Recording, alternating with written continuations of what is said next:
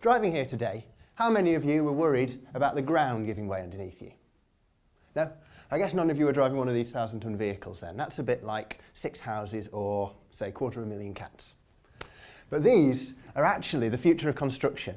If we can do big infrastructure builds, like bridges, power plants, off-site, in carefully controlled factory conditions, it means we can build safer. We can build with less waste, less nuisance, most importantly, cheaper. We've got a problem though. When we take these big loads over very poor ground, there's a very real risk of ground failure. And it actually is just too expensive to be able to build the temporary roads for these. This is where I come in. So I'm researching the ultimate problem soil, because if you give it a small agitation, it suffers an identity crisis. It changes from a solid to a liquid. The reason it does this is it's a bit like one of these Jenga towers. The microstructure is precariously stacked, solid grains mixed with water. And as you load it, you tend to knock these precarious grains out. Load it too much, it's like taking out the whole layer. The only thing left holding the load is the water, it flows. I'm simulating this in the lab with some precision-built mud cylinders.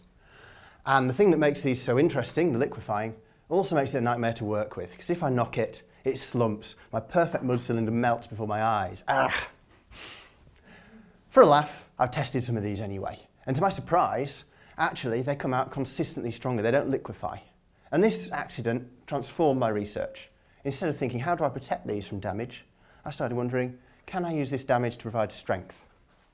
I've developed a two-step process for this.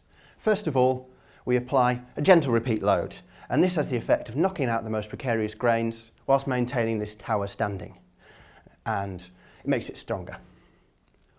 It's not a perfect process. Some of these grains shed their load to the water, and what we can do in stage 2 is leave it, and then the water will force itself out the sample.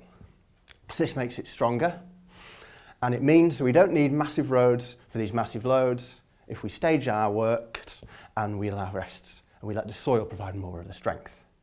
And so with this, we can afford to use modular construction over a wider range of projects, and we can then use these roads to bring in the construction of the future.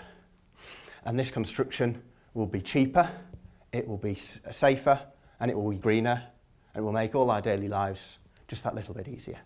Thank you.